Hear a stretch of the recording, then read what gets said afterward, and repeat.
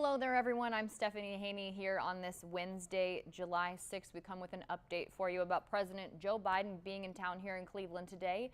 He landed at the airport at 1:50 p.m. He is here to deliver remarks at Max Hayes High School. That is here in Cleveland. It's on West 65th Street.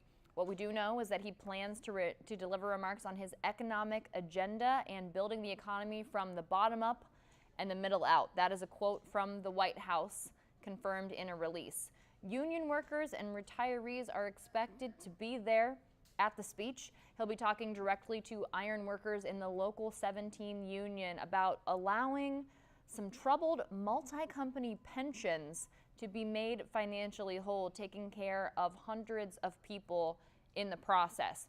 This is timed to the president's announcement of a final administrative rule that is tied to his $1.9 trillion coronavirus relief package that was from last year. So this rule allows these troubled, as they've been called, multi-company pensions to be made financially whole. So what that means is that will ensure full benefits for 2 million to 3 million workers and retirees.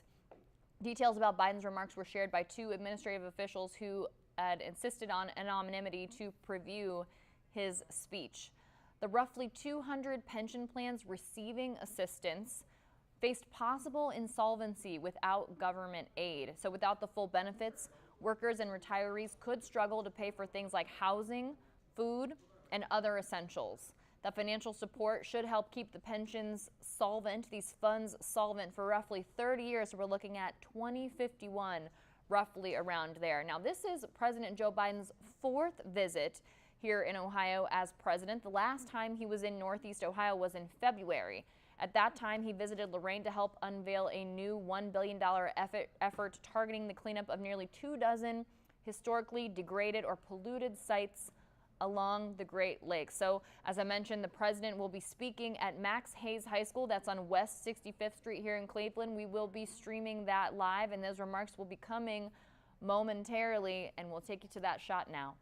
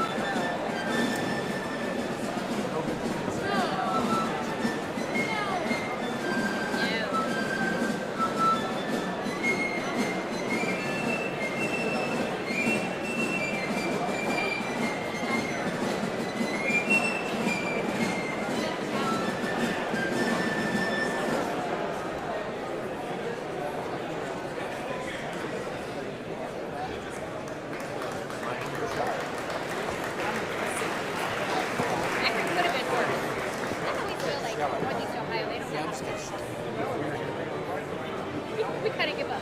Like with the whole Tamir Rice stuff, it kind of was very laxist. It could have been more. Okay. Like, we did it for 2 days. Let's go home. Like, we're lazy. We're lazy protesters. Not the burgers that lasted for 6 months. but we're good. We threw a chair.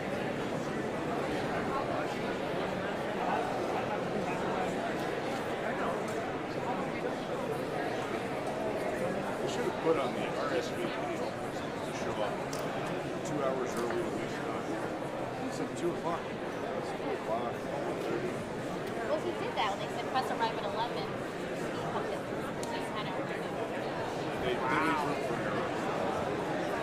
There's no way to map out.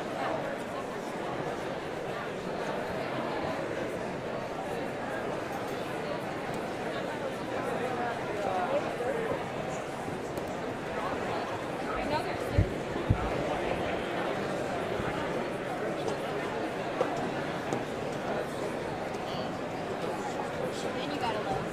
I know you guys can keep hours, but for like traditional, it's like you speak at 3 and end at 4, and you have to be live at 5. Well, we're wanting to be live at 6 o'clock. Good sweat, Sarah. There we go. Oh, she's right there. She's right there with the lady in yellow. I think we should be here.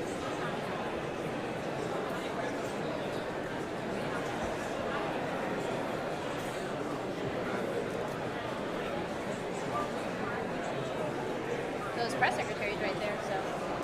Press secretaries right there. He's in the building.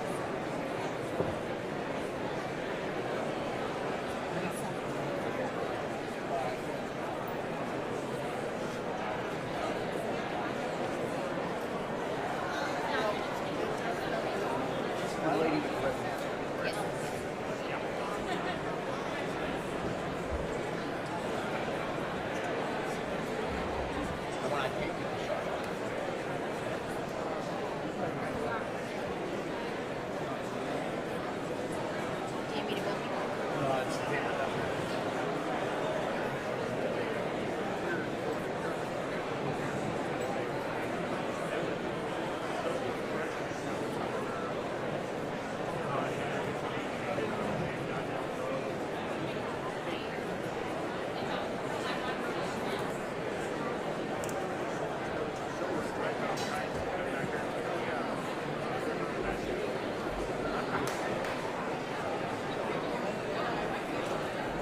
Ladies and gentlemen, please welcome Mayor Justin Bibb, Congressman Rishi Means, Congresswoman Marcy Kaplan, Congresswoman Chantal Brown, Senator Sherry Brown, and Labor Secretary Marty Walker.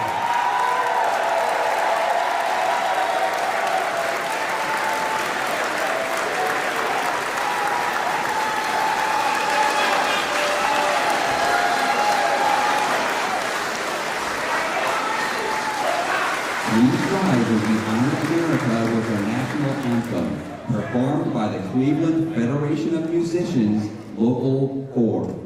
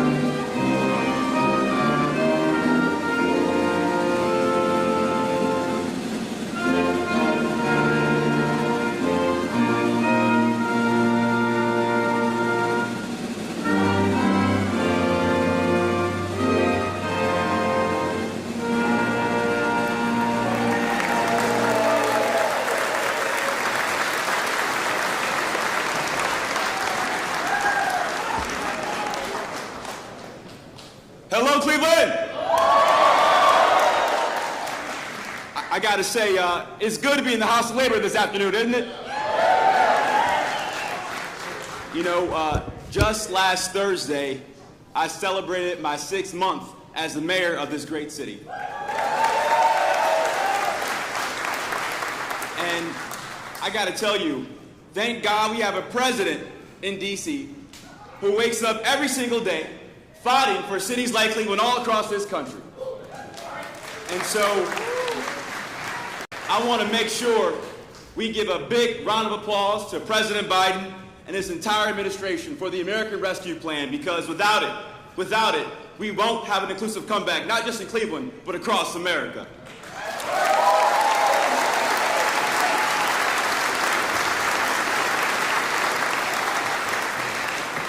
And I have my distinct pleasure and honor to introduce another mayor, a fellow former mayor, a fighter for the middle class, Congressman Richard Neal. Congressman.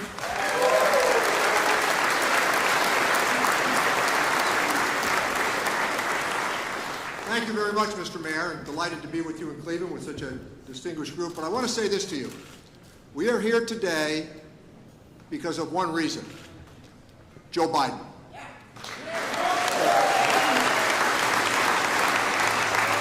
One thing that the other speakers will confirm, when the Ways and Means Committee and I wrote this legislation, for 2 previous years with the previous administration, they waltzed me for 2 years and never did anything about it.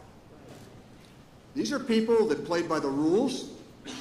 These are people that had not committed fraud or misdemeanors. These were people who took the position that we will, on a prescribed date, derive the benefit that we were promised based upon the fact that we postponed wage increases for retirement benefits. So the opening arguments on this, to my astonishment, started with, they need to take a 40% cut. You can take a 40% cut when you're 22 years old. You can't take a 40% cut when you're 72 years old. And that's what, in the end, this was about. But to relive a couple of other big moments here, to sit in that Oval Office when we were getting ready to write the President's rescue package, which has worked splendidly, by the way. The states have money, the cities have money, the consumer is not in a bad way, even though there are many challenges. But to sit in that Oval Office, and I want to relive this for all of you. When I said to the President, Mr. President, I intend to put the multi-employer pension plan in your package. To have the President of the United States say, and I'm going to support you on this.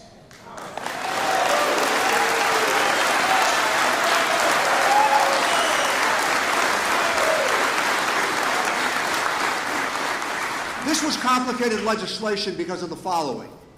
If we didn't do what we did, it would have taken down the PBGC. Now let me also say a couple of good words about the lobbying that took place, not just from Rita Lewis, who I hope to see at some point here. She told me after this legislation passed, it was the first good night of sleep she had in 11 years. That's what happens in middle and older age as you wait for the retirement plans. But I also want to thank Marty Walsh, the Secretary of Labor, a great friend.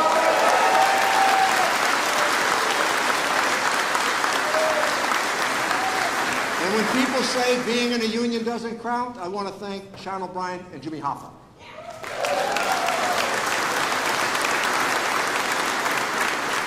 So we have this major legislative achievement. And by the way, I will just say this to you. I'm from the governing wing of the Democratic Party. You're expected to get things done, big things, right? And Joe Biden has been part of it in Ohio, in particular, Indiana, and Michigan, and by the way, South Boston. They should all be very appreciative of Joe Biden's efforts in the Committee on Ways and Means. Now it's a real honor for me to introduce a colleague that I haven't been in Congress quite as long, but pretty close to it. But day after day, she was the conscience, along with Tim Ryan, Chair Brown, and others. She was the conscience, and Chantel, they were on me all the time on this legislation. Marcy Kaptur stayed after me and after me and after me every time I saw her on the floor, because she represents folks like you assertively, aggressively, and with honor. What a terrific friend she's been to me, Marcy Kaplan.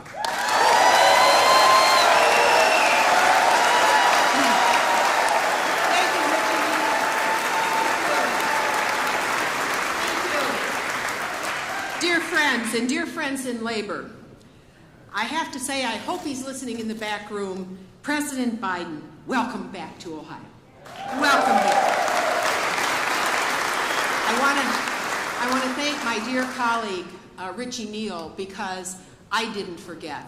But the most important part is chair the House Ways and Means Committee, and you didn't forget. You didn't.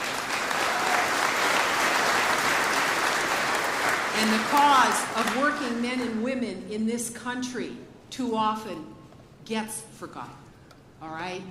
I hate to say it, but the Congress isn't the most pleasant job in the world. And when I got there, Tip O'Neill was Speaker. I loved him. I loved him. He came from the working people of this country, and he never forgot them. He never forgot them.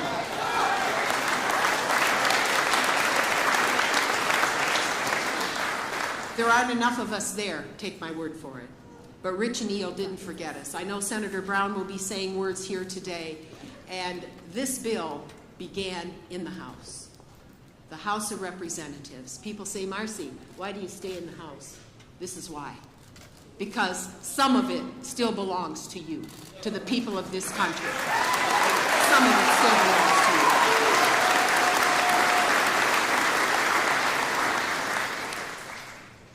And in this part of America, we make, build, and grow the country. And this bill was a promise. It was a promise to you. It was the American dream. And that is that those who make, build, and grow America deserve a secure retirement. And it was going to be taken away. It was going to be taken away. For the hardworking men and women who labor to forge a better nation, the American dream promises a retirement that is stable and secure. But for Ohio, it meant over 80,000, the #1 state in the union that would be impacted if we didn't pass this bill. 80,000 here in Ohio, miners, talk about a hard job, truckers, iron workers, tradesmen and women, would have their pensions substantially cut. I met so many of them. And across this country, millions of workers, pension insolvency. And if you think about it, Secretary Walsh, you know, you've been back to Ohio more than once. You've been the mayor of Boston, the leader of laborers across our country, and a Biden appointee. Thank you. Thank you for doing your job. Thank you for making sure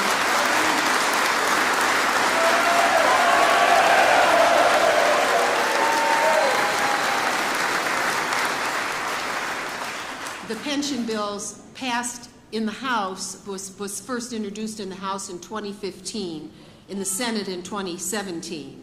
I was there in all those years, and I'll tell you what, the former president, the Donald, didn't do anything, did absolutely nothing. I'm offended when he sets foot in this state. Okay, so now let me say this.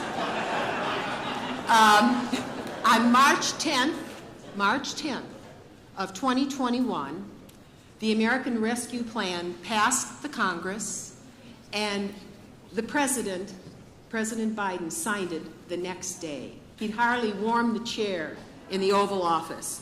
And what that meant was there was bedrock pension security for 80,000 more Ohio families and millions across this country who have dignity throughout their golden years.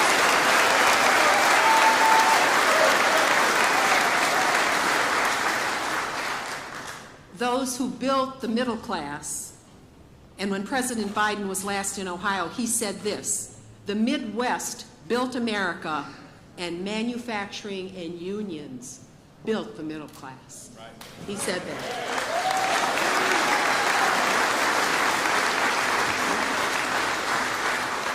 retirement security is middle-class security. And so today, Richie Neal, I wish I had a big crown to put on your head, really, for remembering us. Today we take a step forward to strengthen the middle class and the promises that go with hard work.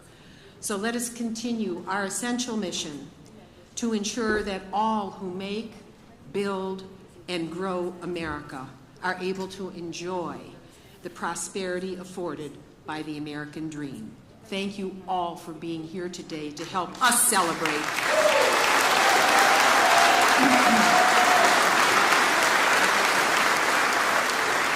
And let me introduce one of the newest members of Congress who's landed on her feet, and boy, am I glad to have her in the Congress of the United States, Shontel Brown.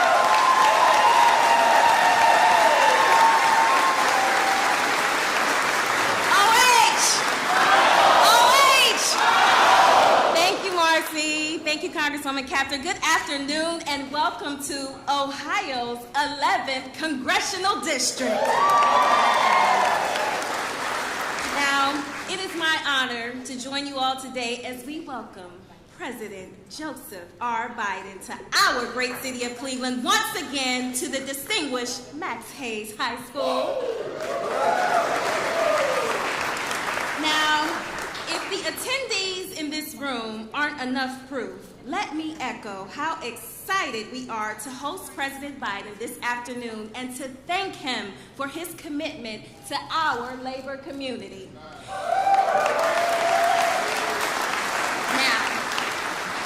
before I begin, I would be remiss if I didn't take this moment to wish my father, Tony Brown, a very special happy birthday. Happy birthday, Dad. Without his unwavering love, support, and guidance, I wouldn't be the woman I am today, so thank you, Dad. Now, in the first session of this Congress before I arrived, the House took a stand for Americans and passed the PRO Act to ensure workers could exercise their basic right to bargain for higher pay and better benefits collectively. I support the PRO Act wholeheartedly and wish the Senate would pass it too.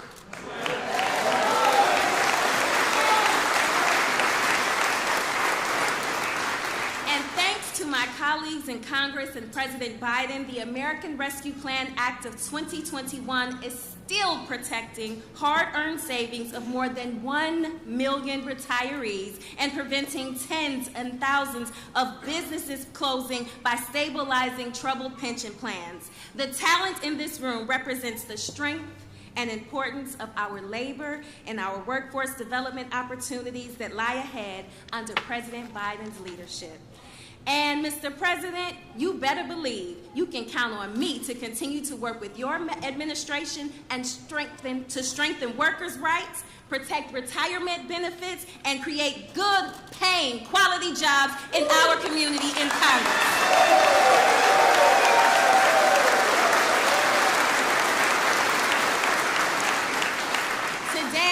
Is another symbolic day for American workers, and I am thankful to work alongside President Biden and my congressional colleagues to create opportunities for you, our entry-level, frontline, and middle-wage workers who keep our community moving forward. And with that, it brings me great pleasure to introduce our Ohio Senator, serving 16 years, also affectionately known as my cousin, Senator Sherrod Brown, ladies and gentlemen.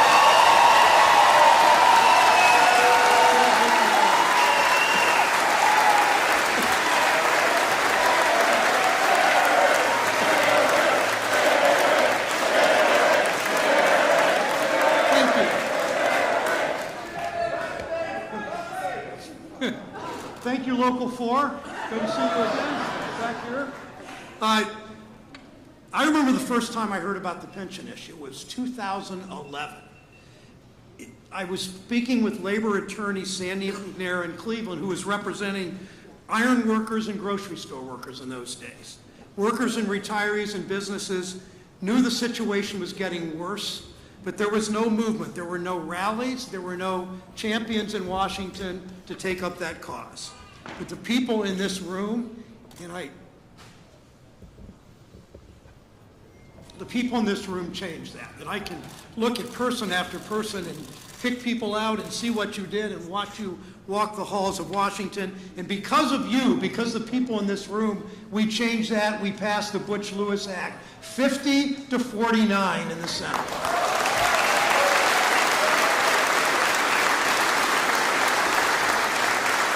And after the House, thank you, Chantel. You weren't there yet, but I knew you would be.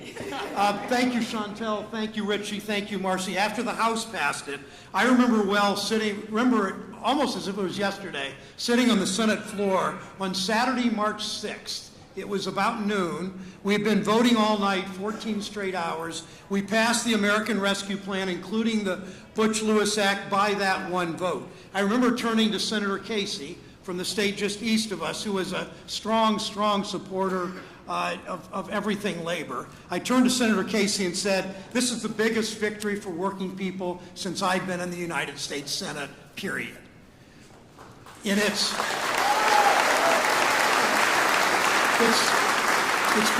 because of the people in this room. So many times we all wondered as you walked the halls and badgered everybody, including people that would not listen, but you tried everybody. We wondered if we could get this done. We knew that when Wall Street gambled and lost, they got a bailout. When big corporations came to Washington looking for tax cuts, they got a handout. But when working people's pensions needed saving, pensions you worked for your entire lives, that's where my Republican colleagues drew the line and said no. They don't, I was talking to the mayor, they don't understand what collective bargaining means, or they just don't care. You fought for these pensions, you bargained for these pensions, you gave up raises at the bargaining table every 3 years for these pensions, you earned these pensions, period.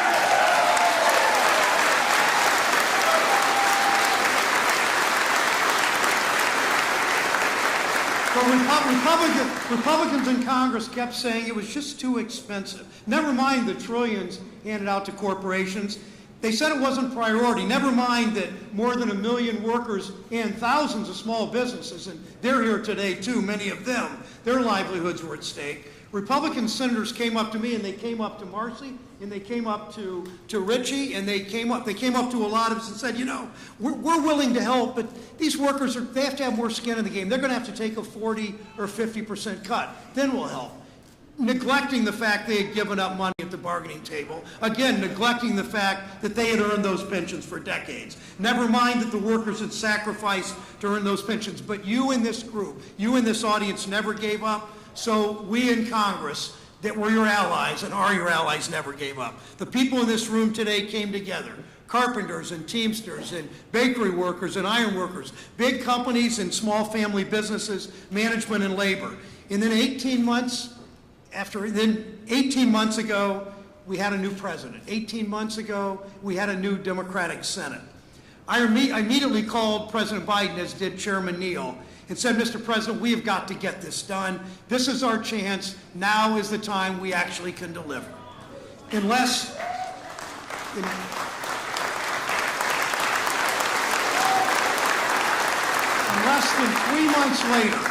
than 3 months later, after years and years of effort, as Marcy said, we got it done without a single Republican vote. We held every Democrat in line. We saved those pensions with no cuts. Not a single cent cut from the retirement that you earned.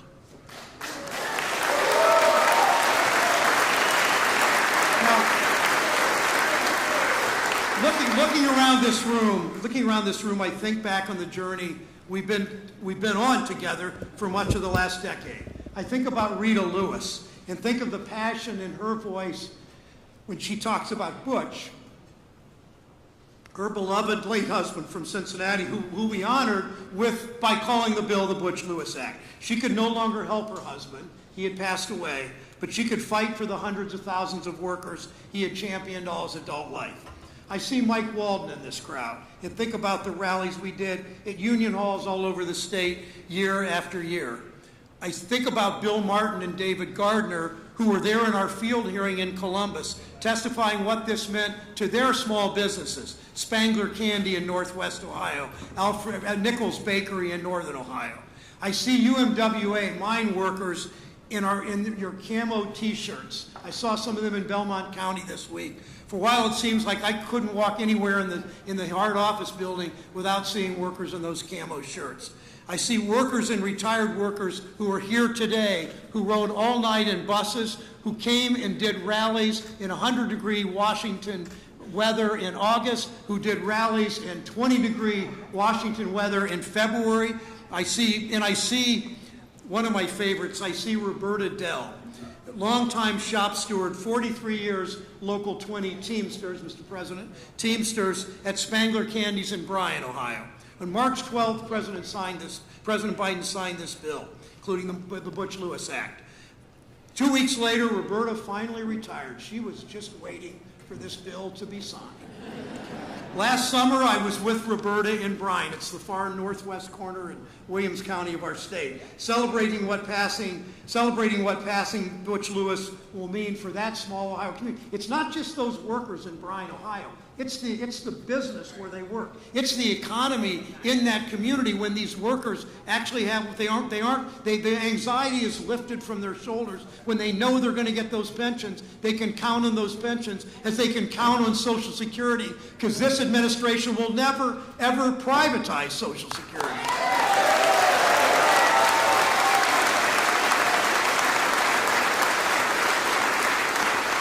And Kirk Vayshaw at Spangler, who's here today too. Spangler now is expanding their production line and will hire more workers in Northwest Ohio, again, because of this bill. So this is a victory for Roberta, it's a victory for Rita, it's a victory for Mike, it's a victory for all of you in this room. It's a victory for Americans working hard to provide for their families, workers who felt ignored by Wall Street, let down by corporate America, and unseen by our country's government.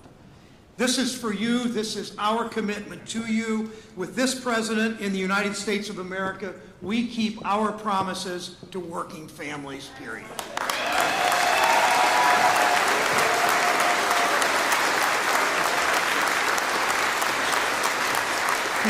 Because if you love this country, you fight for the people who make it work, and I thank you for that.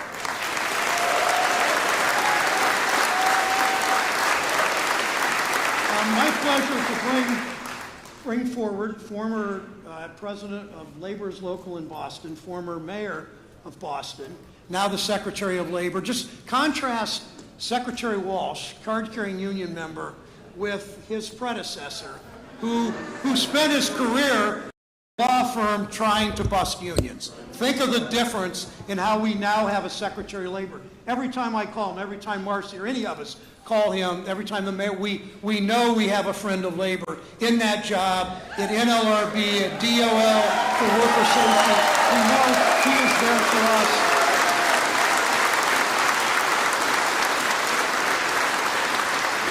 And that's why I've said to many of you, I wear this pin on my lapel. It's a depiction of a canary in a bird cage, where the mine workers didn't have a union in those days strong enough, a government in those days that cared enough about workers. We now have a Secretary of Labor who's always on the job fighting for workers because he cares so much, Mr. Secretary.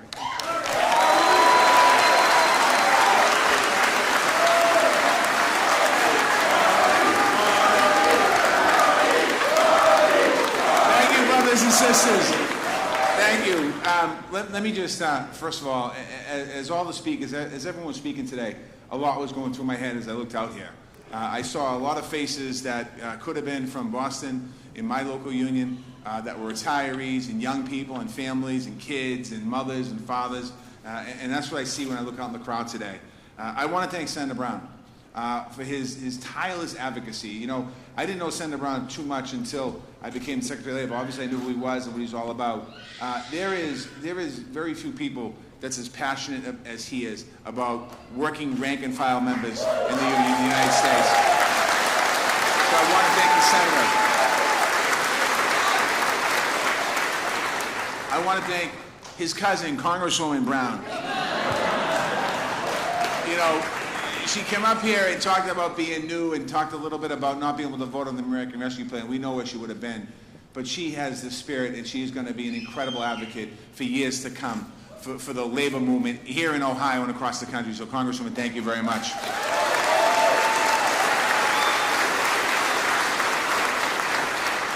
my first conversation with Congressman Capter was really nice. I was Secretary of Labor, brand new, and I'm a big labor guy, as you all know. And she called me up and she started telling me what I have to do for her state of Ohio. And again, her passion, just her courage, what she does, what she stands for.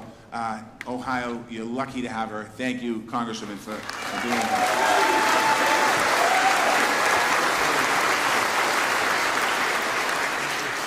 On my way here today, the president wanted to have somebody else with him on the plane that no one understood, so we brought Richie Neal from Massachusetts. The chairman of Ways and Means, my dear friend, longtime friend, this issue has been an issue for him for a long time, and many, many, many other labor issues. And I've known Congressman Neal for an awful long time, and he is an amazing advocate to have as the chairman of Ways and Means. Thank you, Congressman, for your support. Now, as Senator Brown said, I was mayor for 7 years. For the last year and a half, I visited 39 states, about 100 cities around the country. In Cleveland, I want to tell you something. You have something special in your mayor right here. He's an amazing guy.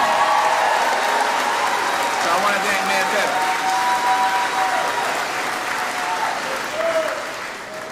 To all the union members in this room, I think almost everybody's a union member, or you're married to a union member, or you're a spouse of a union member, or whatever it is. It's great to be here with you. As the senator said, I'm a proud member of Labor's Local 223 in Boston, Massachusetts. My initiation date is June 30th, 1988. My dues are paid up, and certainly that's been a big part of my life. To the younger members in this room today, I want you to understand something. I say this all the time. You have a union book in your pocket. You are able to be part of a union. But it's the people that came before you, the men and women that came before you, that we're standing on their shoulders. And I'd like to ask all the retirees to either stand up or raise your hand, because we want to thank you and your spouses for being here today.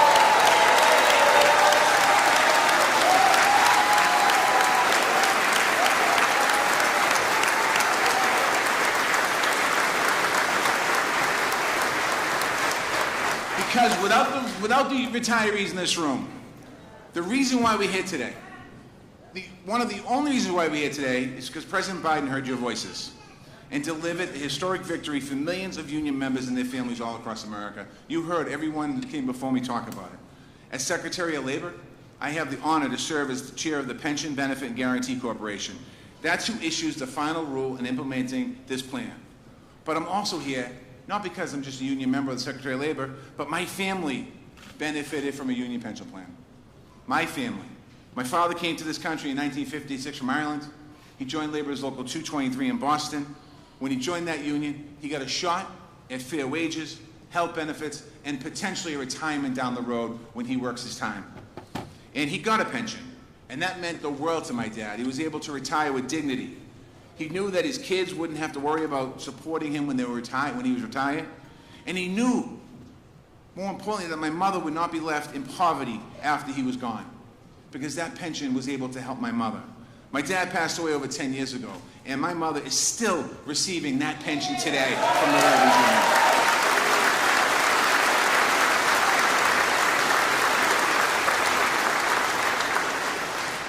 Union. The labor movement helps families like mine join the middle class, and pensions help families stay in the middle class. You bargain for them. You work your life for them. You count on them. You deserve them. And that's what President Biden believes. And that's what he's delivered. And that's what it's all about today, being here. You know, President Biden, I've had the chance now to know him for a long time. I met him in 1997 when he was a senator from Delaware. And I had a chance to get to really know him when he was the Vice President of the United States of America. And when the President called me up in January of last year, he called me up and said, Marty, I'd love for you to be my Secretary of Labor. And I said, Mr. President, I'd be honored to be your Secretary of Labor. And from that moment and before that, President Biden understands the plight of working people. He understands the challenge that working people face every single day. He understands when people are laid off. He understands when people are on unemployment. He understands when people don't have enough hours for health care. He understands when you don't have enough hours for your pension benefit. He understands all those things that you fight for every single day. And many of you in this room have gone through your own life throughout your career. Times weren't always good. There wasn't always plenty of work around. There wasn't always a historic infrastructure bill that was going to create millions and millions of jobs in the United States of America with good labor conditions in it.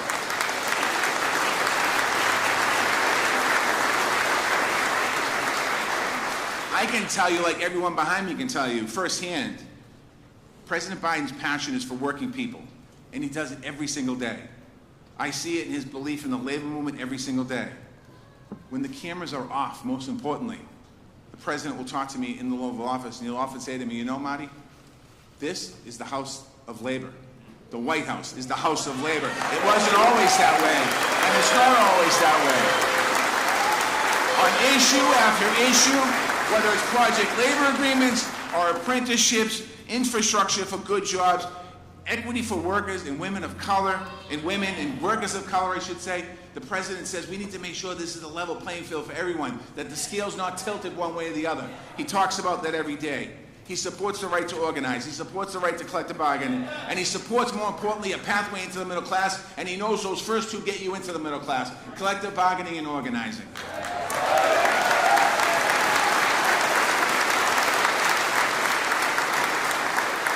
And today shows that once again there is no doubt. Now, I know we're in a high school. I know we're not in a union hall. And I know this really isn't a labor rally, because I don't feel the labor rally feeling. So I just want you to understand that the president that we have right now in the United States of America, who's going to be on the stage in about 5 minutes, is the most pro-worker president in America's history. The most pro-labor administration in America's history. And we are just getting started. I want to thank you, brothers and sisters. God bless you. God bless the labor movement. And God bless the United States of America.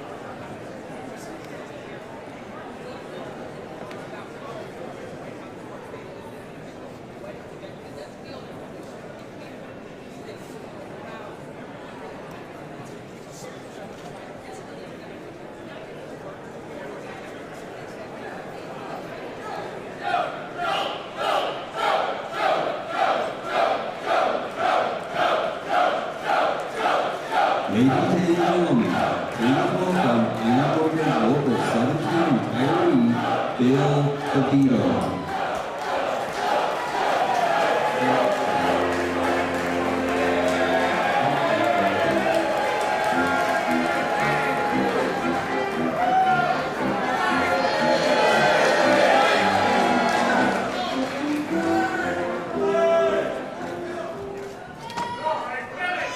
They say they want us to be really upbeat. I would like anyone to come to an Ironworkers Local 17 meeting. Talk about upbeat. It's more than that. I'll guarantee you. Good afternoon. My name's Bill DeVito. I'm a retired ironworker out of Local 17, Cleveland, Ohio.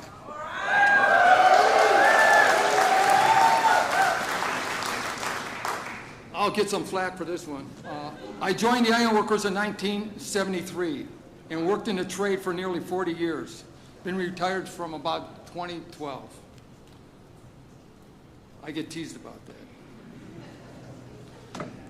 At that time, our pension plan was in trouble in 1912. Things were having problems. Local 17 funds were barely surviving the last recession. And just like a lot of people, we were struggling. Our pension plan was failing, and we didn't take, and if we didn't take action, funds would be expected to run dry within the next handful of years. Members of Local 17 came together and made some very tough decisions. And we voted to take significant cuts to our monthly benefits. This was tough, in order to prolong the life of the plan. No one expected the cuts to be 20 to 40%. This was devastating. Anybody that was married with kids, trying to help out college. Retirement dreams gone. But we could save the plan, not just for ourselves, but for the younger ironworkers coming up behind us. We took the cut. So that's what we did. We kept the fund afloat, but we sank the retirement plan. And that will, with so many of our union brothers and sisters had dreamed about, our retirement. But we never stopped fighting.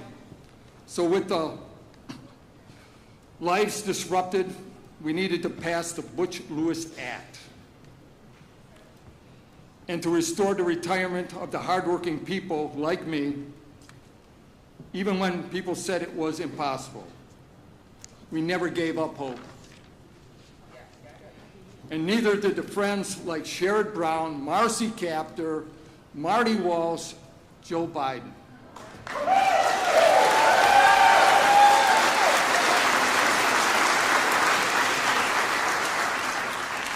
I just about shook their hands off when they were back there. And we won against all odds. We won a president and a Congress that believes in keeping promises to working people.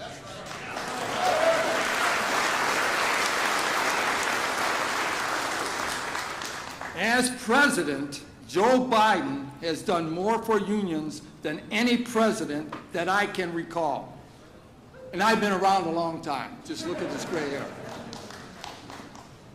Workers like me and unions like Ironworkers Local 17 have been promised quite a bit over the years, but no other administration has done anything to help our pension funds, regardless of any promises that they've made.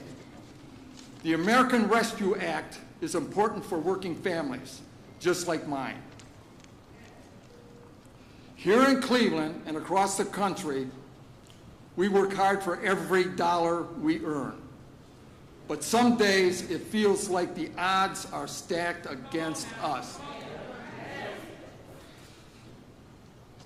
Even in retirement, we hear about banks, big corporations getting huge tax cuts and breaks, or collecting a bailout when they get into any kind of trouble. But the blue-collar guy, like me, people in this room, we don't get breaks like that. It's pretty incredible that it's not something you heard about, such a happy ending with the with the act that had been passed. I am a recipient of the ARPA support for multi-employer pension plans. And I may be the front man here today, but so many people, our president, Joe Biden, Senator Sherrod Brown, Representative Marcy Kaptur, they're the force behind this. Thank you, thank you.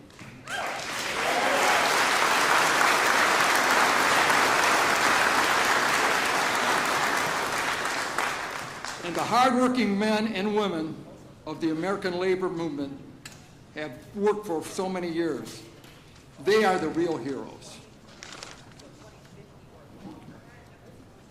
And now it's my great honor to introduce the man who made this day possible. Many politicians promised, dangled, and delayed pension rescue. Joe Biden delivered.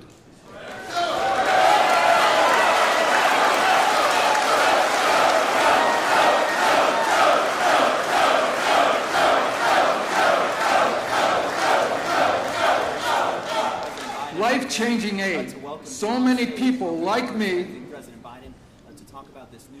Please welcome to the stage, true friend of labor. Let's hear it, Cleveland, Joe Biden.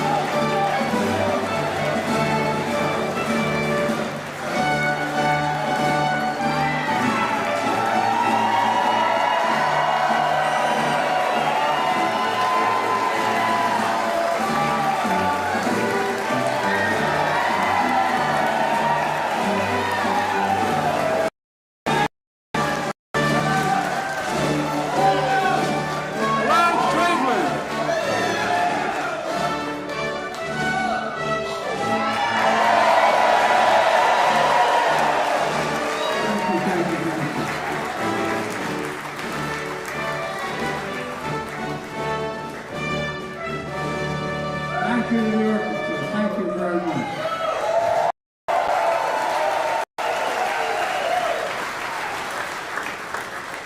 Let me start off by saying I get in trouble with my mother were she here if I didn't say, excuse my back when I'm speaking. I apologize.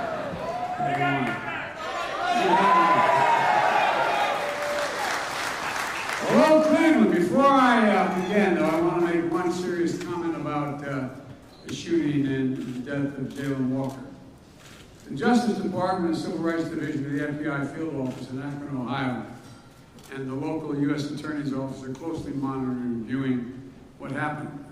The FBI continues to coordinate with state and local partners to provide resources and specialized skills.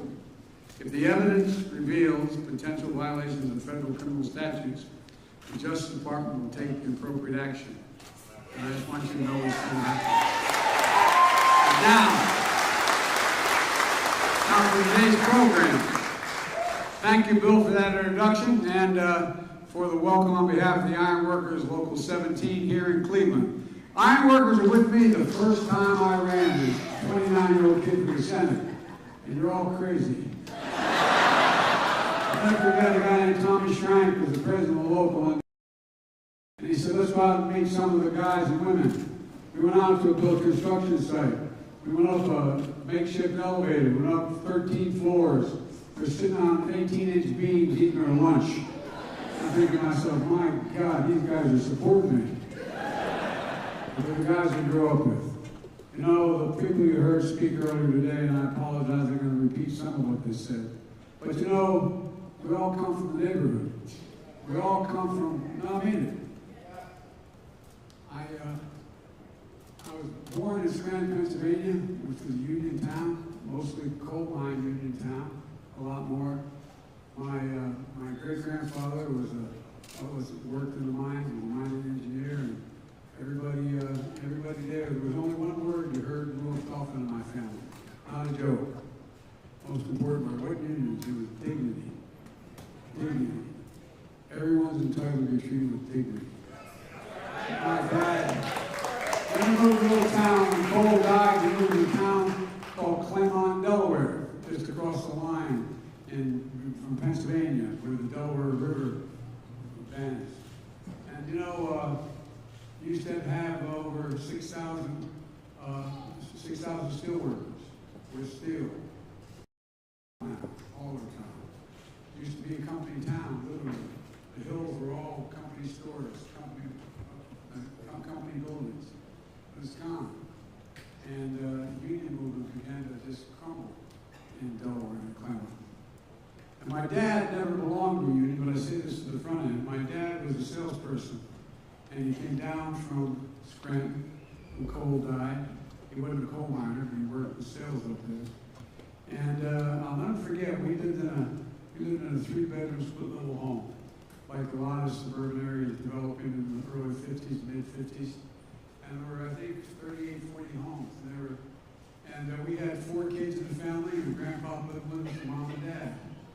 And the walls were thin. And my dad, one night I could tell he was really restless. I could hear him, and sort of not banging, but leaning up against the wall in my room. Next morning I asked my dad had an expression. He said, "Joe, you never complain and never explain. Just get up. Just get up." And I was wondering what was wrong. I asked my mom. She said, "The company says no pensions. No pensions." And so, you know, a lot of you come from families like mine. A lot of people stood behind me. Richie Neal from the state of Massachusetts. He is, as my uncle would say, he is union from belt buckle to shoe sole, man. And but all the folks you heard speak today care about it, because we know what it's like to be.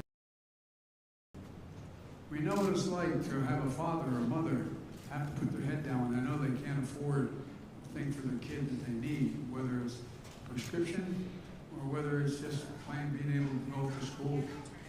And the point I want to make is this. We all understand this. And when I ran for office this time, and I've been a union supporter for my whole career, but I made a promise. I mean it sincerely, and Marty knows this. I guarantee when the Fair Labor Standards Act was passed, and back in the 30s, and Roosevelt came along, it didn't say unions are okay. It says we should encourage unions. Encourage unions. Because when unions do well, everybody does well. Everybody does well. Not a joke. Not a joke. So here's the deal. The deal was quite simple.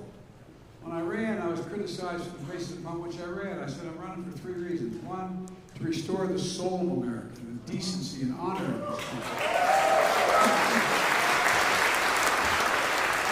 2, to rebuild the backbone of the country. The backbone of the country are the working women and men, the middle class. And you know, there's a middle class for one reason: American unions. That's the only reason. Not a joke. That's a fact. Not a joke. And when the middle class does well, everybody does well. People have a way up, and the wealthy still do very well. And so, folks, the 3rd reason I ran was to unify the country. To unify it. That's been the harder part of it right now. No, I'm serious. Because we've become so divided. So divided in this. But one thing we were divided on when we ran. And, you know, I want to thank Mayor Bibb for the passport into the city. But we divided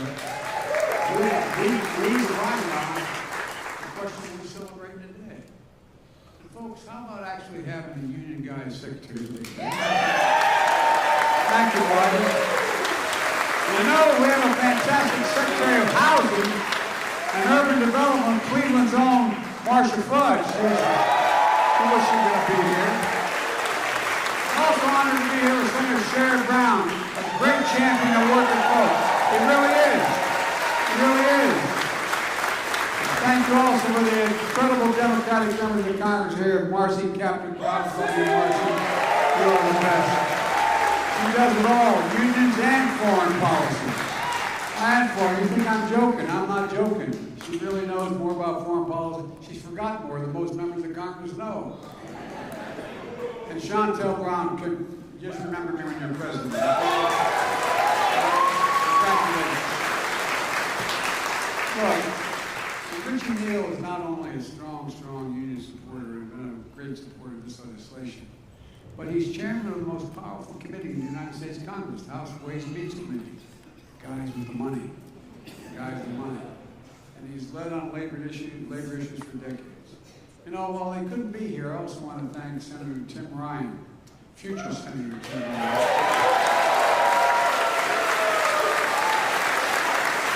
And Senator Patty Murray in the state of Washington for their incredible work on this legislation. With everyone's leadership and with their votes, and most of all with the unrelenting commitment of labor and all of you, this historic day is made possible. And it really is historic. This was $90 billion, okay?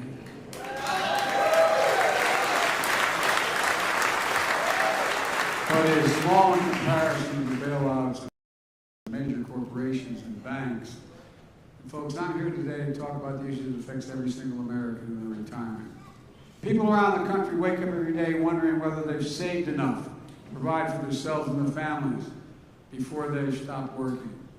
Working a job that provides basic dignity. A good middle-class job you can raise a family on. A job that provides a dignified retirement and will give you peace of mind. Think of all the people, many of you, went to bed at night, putting your head in the pillow and saying, am I going to be all right? Is my family going to be all right? Is my wife or my husband or my child, they're going to be okay? It's a dignified retirement with your spouse and the home and your community, your work that lived for your whole life. But the reality is for so many people, the goalposts keep moving. Unfortunately, that's probably Trump calling me. I hear that sound there. Unfortunately, this happens to people who need it most, working people in this country. A lot of politicians like to talk about how they're going to do something about it. Well, I'm here today to say we've done something about it. I've kept their promise. I campaigned to restore the backbone of this country, the middle class and unions, because I know this. The middle class built America and unions built the middle class of today. I'm keeping a promise one of the most significant achievement union workers and retirees have received in over 50 years, and that's not hyperbole.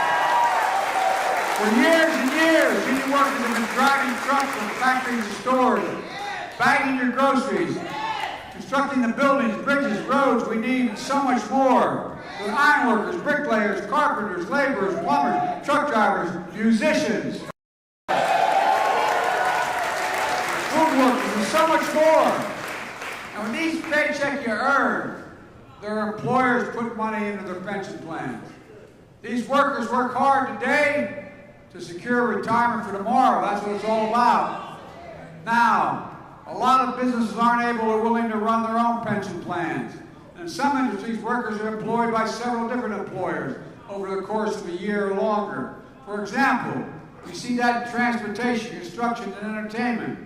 So working with a union that represents their employees, businesses in the same industry, often come together to form what's called a multi-employer union. I know you know this. People listening to this on television may not know this. Pension plans that serve 11 million Americans across the country. And to make sure these pensions are managed responsibly and to protect the participating workers and retirees, the federal government oversees and ensures the plans. But we've seen the risk of millions of workers face as they watch their hard-earned pensions turn into broken promises. We saw it before the pandemic and the economic crisis that followed. Millions of retirees were at risk of losing their retirement security through no fault of their own, based on conditions and unrelenting attacks on unions that were taking place. 200 multi-employer pension plans for 2 to 3 million workers and retirees were going insolvent. What that means to those 2 or 3 million workers They face painful cuts to the benefits they counted on and for the dignified security of retirement. You just heard from Bill what it's like.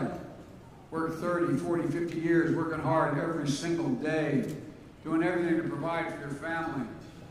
Track every dollar of that paycheck for groceries, mortgage, and hopefully for family vacation, maybe one day. And knowing when it's time to retire, your pension you earned will be there.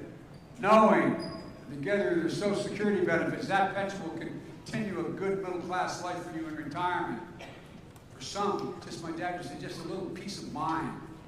But for folks at home, imagine losing 50 or 60% of that pension through absolutely no own. Imagine what it does financially and emotionally. What it does to your dignity. I'm also here as Davy Grubbs, retired Teamster truck driver of North Carolina, who faced nearly 70% cut in his pension. And now, also joining me today is Rita Lewis. Where are you, Rita? Rita's here somewhere, I'm told. She stepped out. I don't blame her. No, she's Butch's widow. Their anniversary's coming up in a couple of days. Childhood sweethearts. Butch was a ball player, drafted by the Pittsburgh Pirates out of high school. But he enlisted in the United States Army instead. Special Forces, Army Rangers, served in Vietnam. Earned, like my son, the Bronze Star. My son did not earn the Purple Heart, but the Purple Heart. Came back home to Rita, settled in Cincinnati. Became a trucker, represented by the Teamsters, and then president of his local. Known as an honorable, honest, and decent labor leader. Butch faced severe cuts in his pension, and he became a fierce advocate, protecting the pensions of his fellow workers. Butch died more than 6 years ago, and Reed has carried on his legacy ever since. And with Democrats in Congress, I might add, and Marty Walsh's leadership, we brought the Butch Act. We fought for the Bush-Lewis Act to protect pensions for millions of workers and retirees. As candidate for president, I argued for his passage and promised when it passed I would sign it. And that's the promise I've kept when I included the Bush-Lewis Act in the American Rescue Plan.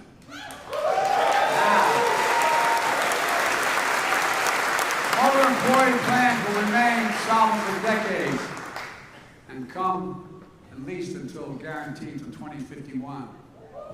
Those retirees who lost their benefits will have them restored retroactively. Return a promise broken into a promise kept. It matters to workers, it matters to their families, it matters to the country. You all remember what the economy was like when I was elected, a country in a pandemic with no real plans how to get out of it, millions of people out of their jobs, families in cars, remember, backed up for literally miles, waiting for a box of food to be put in their trunk. Just a box of food to be put in their trunk because they didn't have enough to eat. Previous administration lost more jobs in its watch than any administration since Herbert Hoover. That's a fact. All based on failed trickle-down economics that benefited the wealthiest Americans and hit the middle class and working people the hardest. But we came in with a fundamentally different economic vision, an economy that grows from the bottom up and the middle out. It's good for everyone because when the middle class does well, the poor will ladder up and the wealthy still do very well. And that's why we designed the American Rescue Plan based on the belief that recovery should help all Americans prosper. A belief that working, building power, and unions are good for workers and for the economy. A plan that led to the most jobs created in the first period of a presidency than any time over in all American history. And we've seen in the past how economic crisis can leave so many Americans in tough straits for years, sometimes for the rest of their lives. Economists call it the scarring effect, the lasting bad effects of economic hardship, including folks unemployed for a long time. Remember, when we started this, a lot of people were equally as qualified, but they've been unemployed for 8, 10, 12 months. They wouldn't even be considered. Two people put in an application. The person may be more qualified, but employed out of work for longer. It's called the scarring effect. People not able to get back to work, period. We changed that. And young people who faced a weak labor market, they're back. Losing a big part of your income late in life, that's a scar, though, that doesn't heal. Well, not this time. Long-term unemployment and youth unemployment dropped at a record pace. With today's actions, millions of workers will have the dignified retirement they earned and they deserve.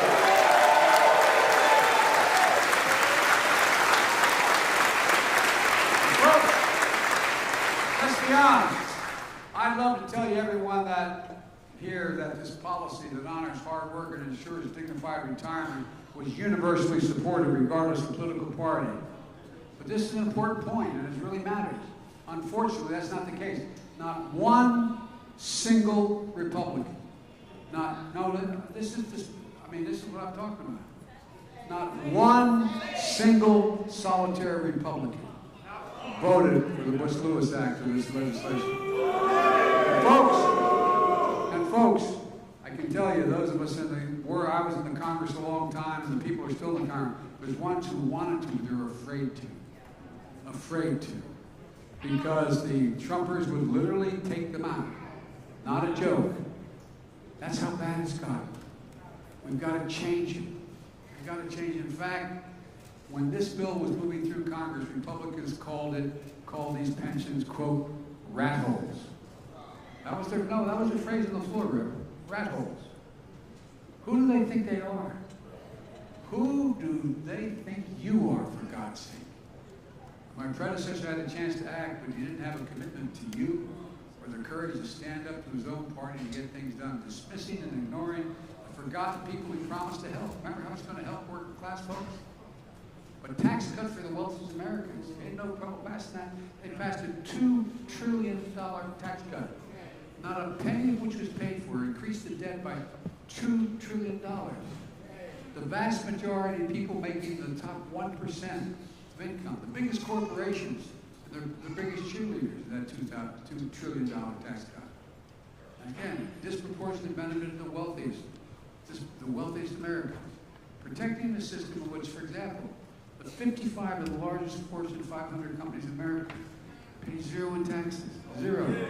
They made $40 billion. Didn't pay a single penny.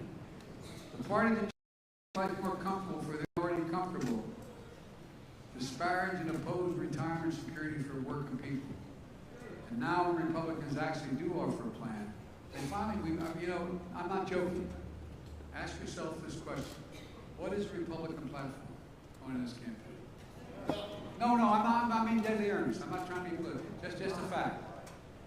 Well, they have a guy who is the Rick Scott from Florida, who heads up the Republican campaign committee. He put out the plan.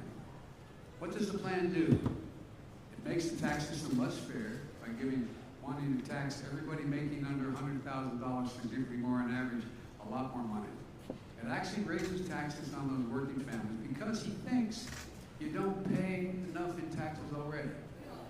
No, not a joke. I should have brought along the actual copy of the plan. Go online and get, no, for real. It's been published. They published it. They think we're freeloaders. But he's not, but he's got a problem with the tax code that allows billionaires, not at all, no problem. Billionaires in America are 789 or thereabouts. You know what their average federal income tax they pay? 8%. Every one of you have a job pays more than 8%. Every single one of you. If you're a cop, a teacher, a firefighter, a union worker, you probably pay 2 to 3 times that. Now, after refusing to protect your pension, they're going after your Social Security. Hey, look, I would have thought, had I not seen it on paper and heard you talk about it, that I was making this up. Not a joke. This big idea is to put Social Security in the chopping block every 5 years. That is, every 5 years, Social Security, Medicare, and Medicaid have to be reauthorized or they go out of existence. Social Security you paid in from the day you started working. It's your other pension. You paid into every single paycheck. You earned it. It's your money, just like your pension. and he adds in Medicare and Medicaid for the chopping block every 5 years. Unless Congress explicitly votes to extend those programs, they go away. You know how they work the rules in the Senate. The ability to slow this up and keep that from happening is real. You know how hard it is to get anything done in Congress. Imagine what it would mean if Republicans had their way. Look, the ultra-MAGA Republicans, Congress is deciding every 5 years whether your promise, your hard-earned Medicare, Social Security would be continued or discontinued or slashed. It's shameful. But Rick Scott's not alone. Senator Lindsey Graham of South Carolina is talking. He has a proposal. Cut Social Security.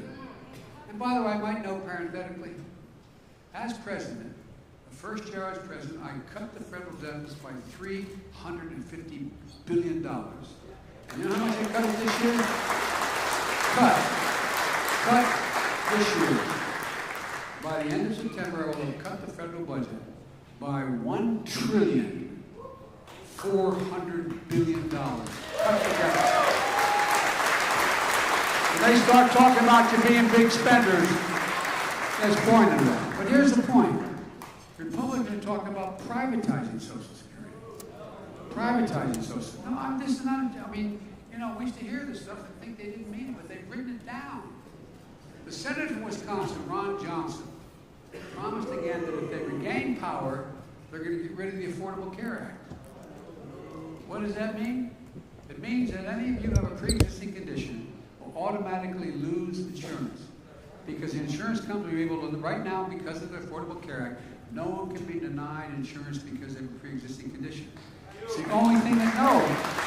By the way, we're talking 90 million people with pre-existing conditions. Gone. Gone. They tried to do it about 17 times under Trump. We're able to stop them. But folks, this is a different world. I don't know where they live. No, I'm not joking. That's why elections have consequences. That's why they matter. And that's why what we're doing here is so important. Let me close with this. We made incredible progress on the economy from where we were a year and a half ago. We got a long way to go because of inflation, because of I call it the Putin tax increase. Putin because of gasoline and all that grain he's keeping from being able to get to the market. Now I'm fighting like hell to lower costs on things that you talk about around your kitchen table. My dad used to say at the end of the day, he says, when you sit at that table, do you have enough money to pay for everything you need? Not a lot over, do you have enough money to pay for everything you need? Well, Republicans do nothing to obstruct our efforts to lower your gas taxes. I propose that. I've asked the Congress to eliminate the federal gas tax for the next, as long as this crisis goes on. Lower food prices, lower health care costs. Hopefully soon, lower your prescription drug costs. By the way, you got a Republican leader in the United States Senate. I was able to work out something with Intel. They're going to provide for over 7,000 jobs in this state.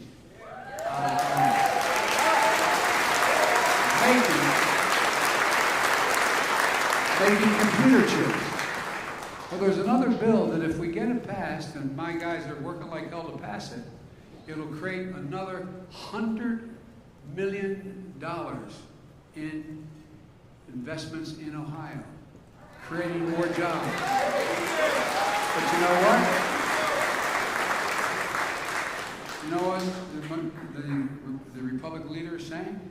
If in fact we pass the law that says Medicare can negotiate drug prices like they can for the military, if in fact we pass the plan that says we're going to raise taxes on multimillionaires so they start paying their fair share, he's going to block the passage of the legislation that will provide for another $100 billion invested in this state.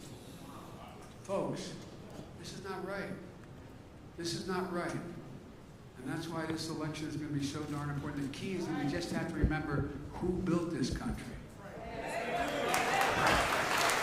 I know I remember. Tomorrow, I'll be awarding the highest honor that can be given to a civilian, the Presidential Medal of Freedom, to our dear friend, the late Rich Trumka. He fought so damn hard to protect the protection of these pensions. He once said, unions, quote, "We do America's work." Unions do America's work. This 4th of July, let's remember, who is the backbone of this country? It's you, the American worker. I promised you I'd be the most pro-labor, pro-union, pro-worker president in our history, and there's another promise I'm going to be keeping as well. But let me tell you something. There's no other place I want to be than right here with the workers in this room and the workers that build America. I see you, I hear you, and I'll always have your back, I promise. God bless you, and may God protect our troops. Thank you, thank you, thank you.